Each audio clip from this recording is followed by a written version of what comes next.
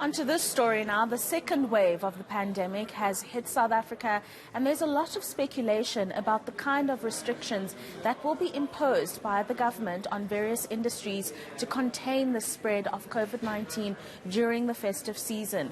But what could these potential restrictions mean for the ailing economy? And joining me now to discuss this is Tshifhiwa Tshivhengwa, who's the CEO of the Tourism Business Council of South Africa. Tshifhiwa, as always, many thanks for your time this afternoon.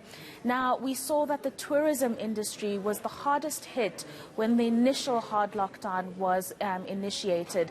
Now we've got a second wave, and while we might not see a hard lockdown, surely there are consultations with bodies like yourself, with government, in terms of how do we create the best way to contain COVID-19 without shutting down industries this time around. No, thank you for having me. Indeed, there are consultations that have been happening for the past 3 days. Of course, the concern is the fact that we have a resurgence, and we have seen yesterday with the cases of COVID reaching 6,000, which means that there are more people around the country who have COVID-19.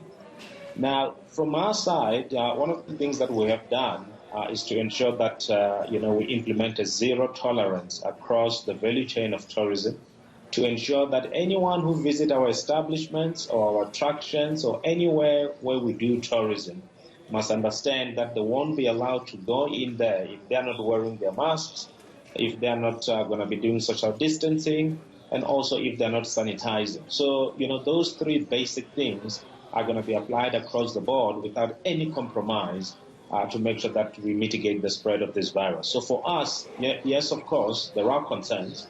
We do hope that, when government makes decisions, the outcome of the decisions are that, that supports the growth of the industry or the recovery of the industry, and they ensure that we continue to trade and preserve the jobs that we have. Any other decision outside of that will be detrimental to the industry and may decimate what's left of the industry. Yeah, and I'm glad you bring up the issues of the jobs and people being able to operate, because I'm wondering, within these consultations, how do you reach a compromise with government to say if they want to cut operating times or the sale of liquor and other things during this period, where do you meet each other halfway?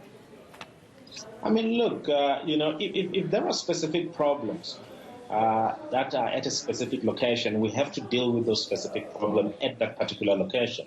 Of course, we're not saying that, there aren't places where there are problems. There are places where there are problems.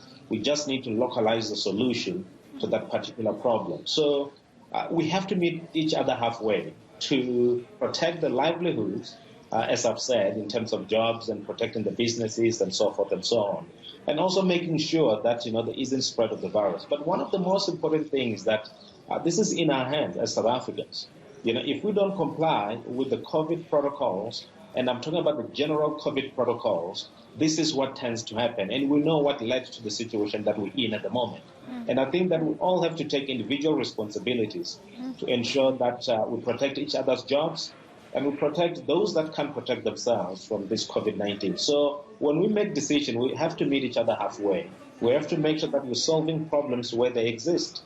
And the places where there aren't problems, we have to make sure that, those places are protected as well. But it's a tough decision to make. That's right. And I mean, we don't know what's going to come out of a government in the coming days in terms of communication.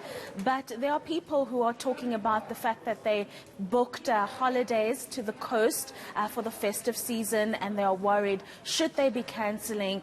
What engagements are you having with your members when it comes to what they should be expecting in terms of movements that are going to be allowed? Look, we're not expecting government to cancel holiday in terms of people traveling around. I think that government has listened to us.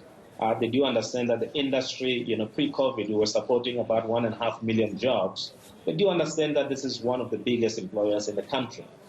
So I don't think that, government is going to say no one should be going to holiday. There may be few compromises here and there to control crowds at various places, to make sure that there isn't mixing and mingling of people. That we can discuss, and it's something that I believe that all of us can live with, because we're all invested in making sure that COVID is prevented from spreading.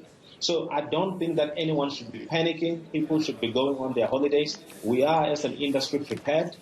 We've had our meeting today, and one thing that everyone should know is that it's going to be zero tolerance.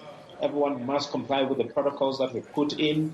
All the properties will be complying with protocols, and we won't allow anyone to be mixing and mingling unnecessarily, at this time. So feel free to go on holiday, provided you do so safely. Provided if you're driving, you drive safe, you don't drink and drive, and wherever you stop, you sanitize, and you make sure that you wear your mask, you social distance. You should be fine, you should be safe, you should be able to go on holiday. And we're encouraging everyone to do so to support the recovery of the industry. Tshifhiwa, as always, many thanks for your time. That's Tshifhiwa Tshivhengwa, who's the CEO of the Tourism Business Council of South Africa, highlighting there that you don't have to cancel your holiday as long as you follow the COVID-19 protocols to the letter. With